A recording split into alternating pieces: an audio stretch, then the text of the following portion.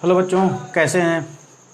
तो चलिए हम अब आ जा रहे हैं अपने केमिस्ट्री के नेक्स्ट चैप्टर की तरफ, जिसका नाम था एसिड बेस एंड सॉल्ट।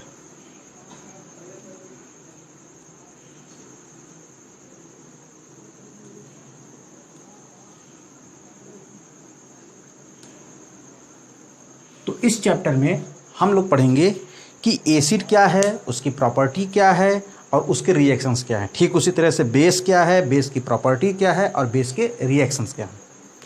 तो चलिए, तो सबसे पहले स्टार्ट करते हैं acid.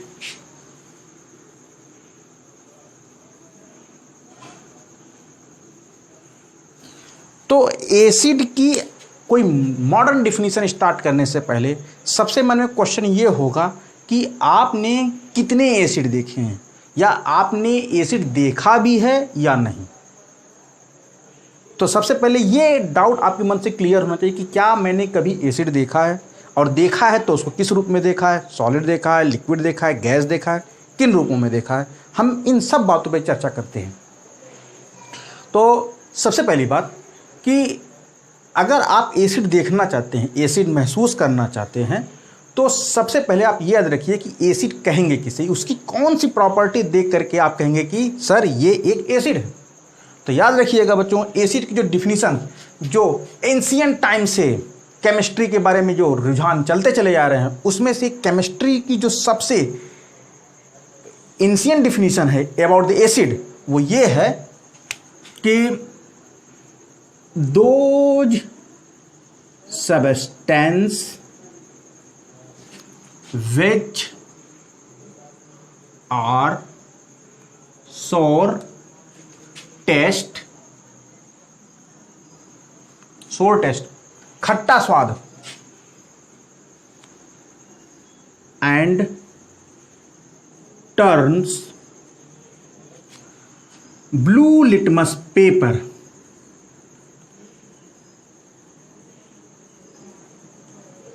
into red.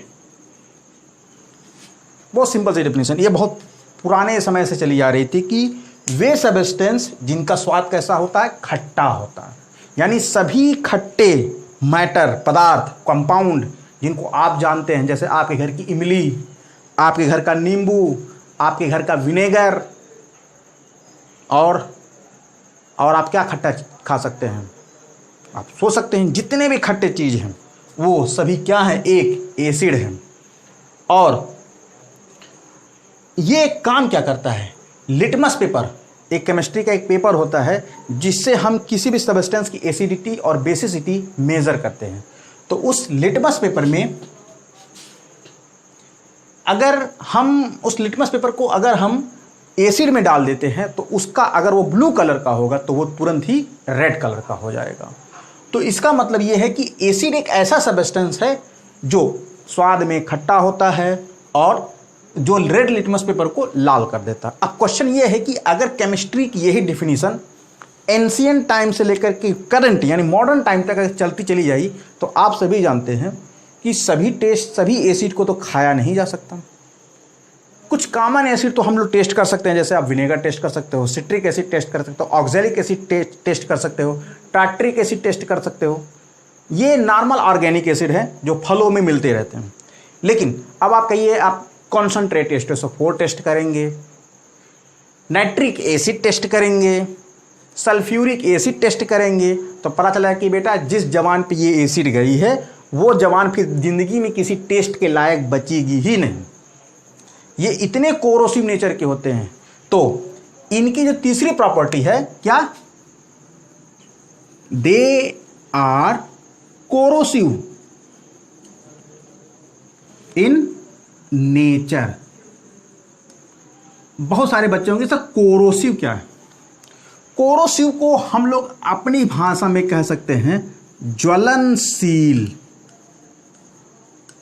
Heat producing.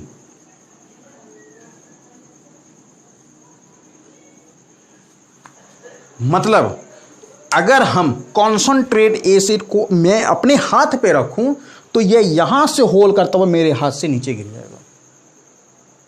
अब सोचिए ऐसे किसी एसिड को आप टेस्ट करने की हिम्मत कर पाएंगे? नहीं ना। अब मान लीजिए ये सब्सटेंस रखा हुआ है और आपको बताना है कि ये एसिड है या बेस, तो आप पुरानी डिफिनीशन लेके बैठे हुए हैं, सावरी टेस्ट, सर मैंने टेस्ट नहीं किया है, इस नाते ये एसिड नहीं हो सकता। तो केमिस्ट्री हमेशा उन सब चीज़ों से बचाव करती है जिससे जीवन सेफ रह सके। तो मॉडर्न डिफिनीशन क्रिएट की गई और मॉडर्न डिफिनीशन में कुछ अलग डिफिनीशन क्रिएट की गई थी। तो चलिए देखते हैं वो अलग डिफिनीशन क्या क्या है।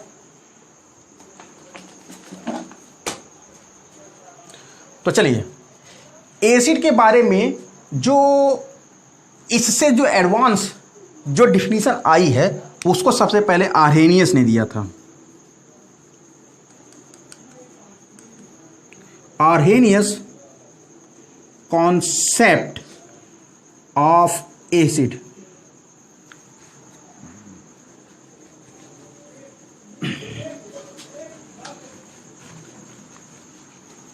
Arrhenius concept of acid.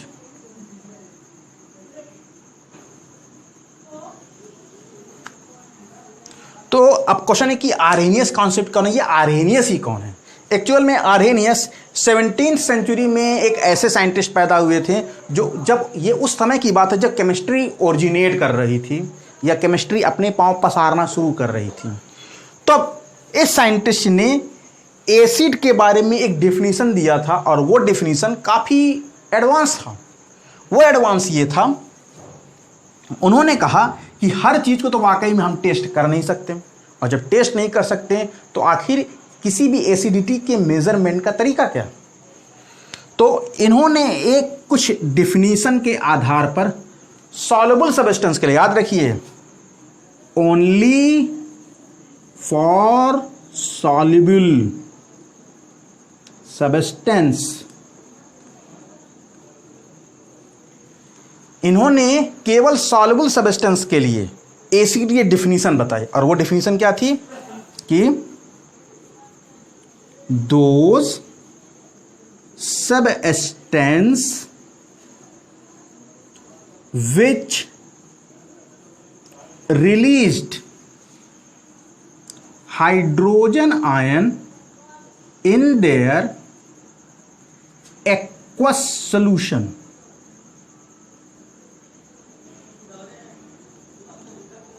called acid। यानी ऐसे सभी सब्सटेंस जिनको पानी में डिसॉल्व करने पर क्या रिलीज हो, हाइड्रोजन आयन, और हाइड्रोजन आयन रिलीज करने की वजह से ऐसे सभी सब्सटेंस को हम लोग क्या कहते हैं, एसिड कहते हैं।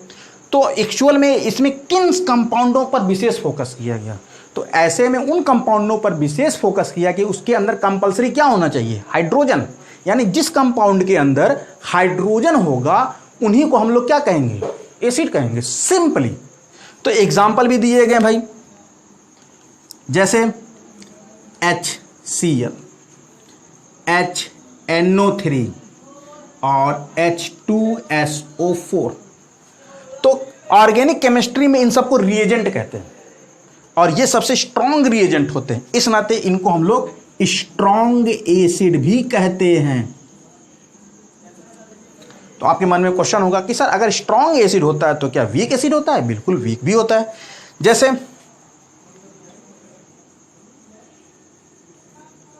CH3COOH एसिटिक एसिड,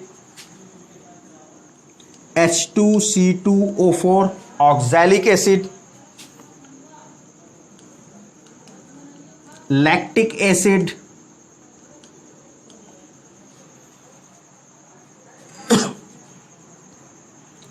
ये सब क्या कहलाएंगे, वीक एसिड। तो आप देख रहे हैं कि जितने भी स्ट्रॉन्ग एसिड हैं जैसे HCl, HNO3, H2SO4, इन सबको हम लोग मिनरल एसिड्स भी कहते हैं। क्या कहते हैं? मिनरल।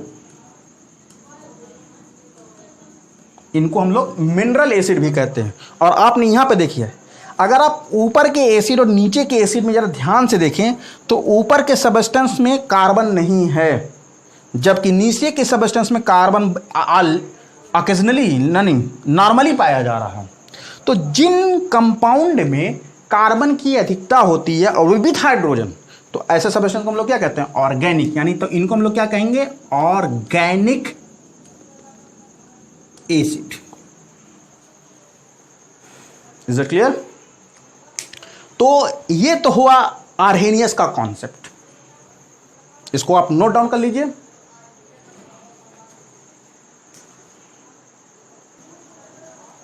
तो चलिए बच्चों, हम लोग आ जाते हैं अपने एसिड के नेक्स्ट डिफिनीशन की तरफ।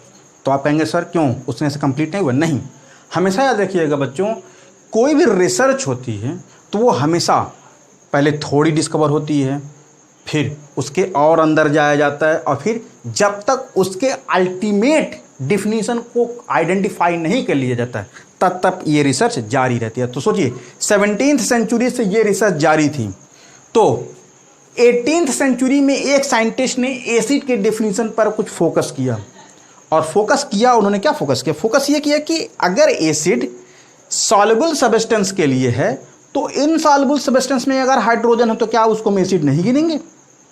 जैसे आपके ऑक्जेलिक एसिड है, ये सॉलिड होते हैं, तो क्या ये एसिड नहीं है?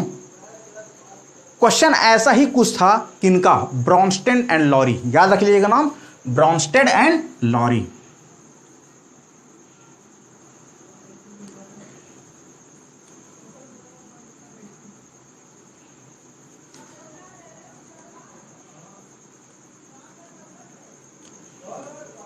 ये एक साइंटिस्ट हैं जिनका नाम था ब्रॉन्स्टेड एंड लॉरी। अब आपके मन में क्वेश्चन होगा कि इन्होंने एसिड के बारे में ऐसी क्या डेफिनेशन खोज दी? एक्चुअल में चीज बहुत फैक्चुअल थी और बहुत ही मॉडर्न समय में वो उतना ही इथिकल भी है। रीजन क्या? आप सभी लोगों को बताया गया होगा, आयंस पढ़ाइए, तो क्वेश्चन ये है कि क्या कोई आयन नेचर में फ्री एग्जिस्ट कर सकता है? नहीं ना। क्यों नहीं कर सकता है? क्योंकि जैसे ही कोई प्लस चार्ज रिलीज्ड होता है तो ये अपने सराउंडिंग के अपोजिट चार्ज की तरफ क्या करने लगता है? अट्रैक्ट होने लगता है। या तो ये उनकी तरफ अट्रैक्ट हो जाएगा या तो उसको अपनी तरफ अट्रैक्ट कर लेगा। तो यही कॉन्सेप्ट ब्रॉन्स्टेड के अंदर भी था। तो उन्होंने कहा कि जो हाइड्रोजन आयन पानी के अंदर रिलीज्ड हो रहा है, क्या वो हाइड्रोजन आयन उसी लिक्विड सोल्यूशन में अकेला एग्जिस्ट कर सकता है? क्या वो हाइड्रोजन आयन इतना डिसेंट है कि किसी भी अपोजिट चार्ज को अपनी तरफ अट्रैक्ट नहीं करेगा? तो लेटर डिस्कवरी इस बात की प्रूफ करती है कि हम सभी जानते हैं पानी का फार्मूला क्या होता है? H2O। यही है H2O। और हम सभी जानते हैं ऑक्सीजन हाइड्रोजन के रिस्पेक्ट में मोस्ट इलेक्ट्रोनेगेटिव होते हैं। तो जब ये मोस्ट इलेक्ट्रोनेगेटिव होते हैं, इसको पार्शियल नेगेटिव चार्ज और हाइड्रोजन को पार्शियल पॉजिटिव चार्ज से एक्सप्रेस कर देते हैं। और जब हाइड्रोजन को ऐसे चार्जेस से एक्सप्रेस कर देते हैं, आप सोचिए उसी पानी में जिसको हमारे आर्हेनियस साहब ने कहा था कि ऐसे हाइड्रोजन आयन, ऐसे सब्सटेंस जो पानी में हाइड्रोजन आयन रिलीज करते, अगर ये पानी है और उस पानी में हमारा हाइड्रोजन आयन रिलीज हो गया तो क्या ये हाइड्रोजन इतना सुधरा हुआ है, इतना आइडियलिस्टिक है कि इस ऑक्सीजन की तरफ अट्रैक्ट नहीं होगा? तो ये किसने सोचा? ब्रॉन्स्टेड ने सोचा। ब्रॉन्स्टेड ने कहा कि पानी में जो हाइड्रोजन आयन रिलीज्ड होगा वो एक्चुअल में फ्री स्टेट में एग्जिस्ट नहीं करेगा। क्यों? क्योंकि वो अपने सराउंडिंग के सभी पॉजिटिव निगेटिव चार्ज के साथ इंटरेक्ट होगा, और अगर हाइड्रोजन उस पॉजिटिव या निगेटिव चार्ज से इंटरेक्ट होगा तो हमारा हाइड्रोजन उनके साथ क्या कर लेगा? इलेक्ट्रोस्टैटिक बॉन्ड से जुड़ जाएगा। और अगर वो इलेक्ट्रोस्टैटिक बॉन्ड से जुड़ जाएगा तब हाइड्रोजन आयन अगर पानी से ऐसा जुड़ गया तब इसका फार्मूला क्या कहलाएगा? H3O। और इसके ऊपर कौन सा चार्ज आ जाएगा? एक प्लस चार्ज बढ़ जाएगा। तो जब पानी के पर यानी H2O पर एक हाइड्रोजन आयन जुड़ जाता है तो ऐसे H3O को हम लोग कहते हैं हाइड्रोनियम आयन, क्या कहते हैं, हाइड्रोनियम आयन। तो यानी ये जो स्ट्रक्चर हमने ड्रॉ किया है वो किसका ड्रॉ किया है, हाइड्रोनियम आयन का ड्रॉ किया है। इतनी बात समझ में आ गई होगी। क्या समझ में आई थी कि आर्हेनियस का हाइड्रोजन आयन आपके पानी में फ्री एग्जिस्ट नहीं कर सकता, वो जब भी निकलेगा तो पानी के ऑक्सीजन के साथ जुड़ जाएगा और वो क्या बनाएगा, H3O, और अब बन जाएगा क्या, हाइड्रोनियम आयन। तो यानी आर्हेनियस का कॉन्सेप्ट गलत, और अगर आर्हेनियस का कॉन्सेप्ट गलत हो गया तो ब्रॉन्स्टेन का कॉन्सेप्ट क्या होगा कि ऐसे सभी सब्सटेंस जो एक्वस सॉल्यूशन में क्या रिलीज करते हैं, हाइड्रोनियम आयन, क्या रिलीज करते हैं, हाइड्रोनियम आयन। तो ऐसे सभी सब्सटेंस जो पानी में हाइड्रोनियम आयन रिलीज करते हैं क्या कहलाते हैं, एसिड। Definition change. तो अब एसिड की इसकी डिफिनीशन होगी, दोज सब्सटेंस विच रिलीज्ड, यहां पे संयोग से लिखा हुआ है हाइड्रोनियम आयन, ब्रैकेट में फार्मूला भी लिख दीजिए, आर कॉल्ड एसिड। एग्जाम्पल में हमारा वही H2, H2SO4, HNO3, HCl, STK से सब वही डिफिनीशन, सब वही कंपाउंड है, फार्मूला वही है, लेकिन डिफिनीशन ये होगी। यानी ये ब्रॉन्स्टेन आर्हेनियस से ये प्योर है, ये उनसे इम्प्रूव्ड है। तो आई थिंक आपको ये समझ में आ गया होगा। तो आप सोच रहे होंगे सर ये तो बहुत अच्छा हुआ, बहुत बढ़िया हुआ, अब हम लोगों को एकदम बढ़िया, लेकिन क्या ये अल्टीमेट है, क्या इसके बाद एसिड की कोई डिफिनीशन नहीं आई? अगर आप ये सोच रहे हैं तो आपके दिमाग में बहुत बड़ी गलतफहमी है। गलतफहमी है। क्या गलतफहमी है? एक्चुअल में यहां पर यह बताया कि जिस सभी सब्सटेंस के अंदर अगर हाइड्रोजन आयन रिलीज करते हैं और वो हाइड्रोजन फलना ढमका के साथ कंबाइन करके एसिडिक इफेक्ट दिखा रहा है, एसिड है। तो विज्ञान इस चीज को कम मानता है कि यानी ऐसे सभी सब्सटेंस जिनके अंदर हाइड्रोजन है वही एसिडिक इफेक्ट दिखाएं, यानी जिनके पास नहीं है वो नहीं दिखाएं। एक एग्जांपल मैं आपको बताता हूं, तब बताइएगा। अगर sulphur dioxide gas, carbon dioxide gas, नाम सुना होगा आपने, SO2 और CO2।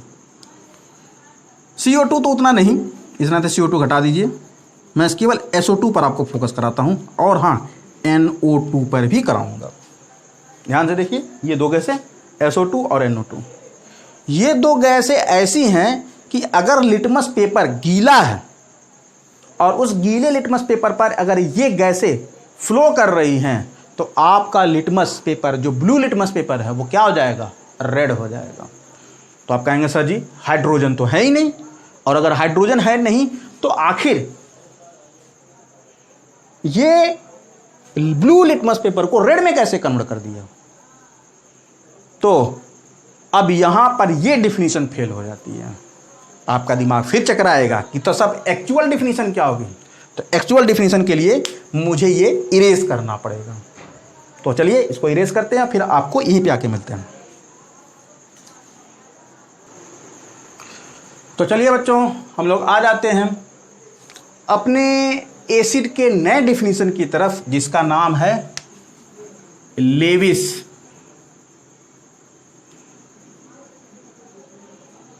Levi's acid and base concept.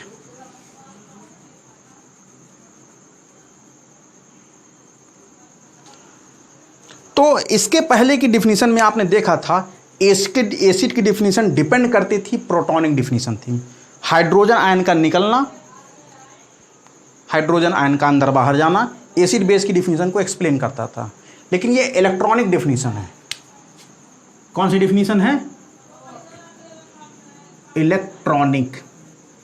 Electronic definition क्या है? तो ये कहता है किसी भी सब्सटेंस की एसिडिटी और बेसिसिटी के लिए हाइड्रोजन डिपेंड नहीं करता, बल्कि इलेक्ट्रॉन डिपेंड्स करते हैं। तो इलेक्ट्रॉन के डिफिनीशन के अकॉर्डिंग एसिड बेस की डिफिनीशन क्या हो गई? तो देखिए, दो substance which released those substance which release मतलब donate a lone pair electron, ऐसे सबस्टेंस जो एक जोड़ी इलेक्ट्रॉन को क्या करते हैं, डोनेट कर देते हैं, आर कॉल्ड लेविस बेस। यानी जो इलेक्ट्रॉन पेयर डोनर है उसको हम बेस कहेंगे। वाइल हु या विच रिसीव, ब्रैकेट में लिख लिए accept, are called Lewis acid. मतलब कोई इलेक्ट्रॉन पेयर डोनर है तो उसको बेस कहेंगे, और कोई इलेक्ट्रॉन पेयर, यहां पे लिख लेना, sorry, electron pair receiver are called acid. अब आप कहेंगे सर जी ऐसे कौन से डिफिनीशन में एसिड बेस की डिफिनीशन एक्सप्लेन की गई थी। मेरे पास एक बेस्ट एग्जांपल है इसका। बेस्ट एग्जांपल क्या है, जैसे आपने अमोनिया देखा था, अगर अमोनिया के इलेक्ट्रॉनिक कॉन्फ़िगरेशन को आप बनाते हैं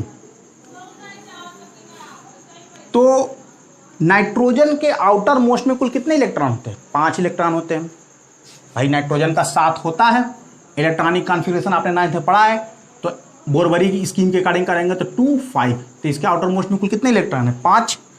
तो ये क्या करता है, एक एक इलेक्ट्रॉन हाइड्रोजन के साथ शेयर कर लेता है। ये जो हम क्रॉस से एक्सप्रेस करते हैं ये नाइट्रोजन के इलेक्ट्रॉन है।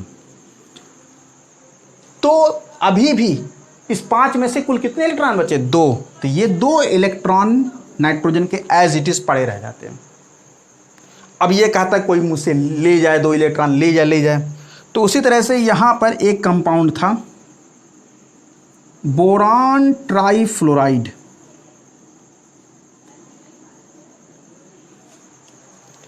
बोरान ट्राइफ्लोराइड का ध्यान से अगर आप देखेंगे तो इनके आउटर मोस्ट में 3 इलेक्ट्रॉन, और ये अगर फ्लोरीन के साथ बाइंड अप किया हुआ है तो आउटर मोस्ट में 6 इलेक्ट्रॉन। तो मैं आपसे पूछता हूं क्या बोरान का ऑक्टेट पूरा है शेयर पेयर करने के बावजूद भी? तो पेयर करने के बावजूद भी केवल 6 इलेक्ट्रॉन है, 8 नहीं हुआ है। इसका मतलब जिस एलिमेंट्स का 8 नहीं पूरा होगा वो अनस्टेबल होगा, और वो तब तक अनस्टेबल होगा जब तक किसी दूसरे एलिमेंट का 2 इलेक्ट्रॉन रिसीव न कर ले।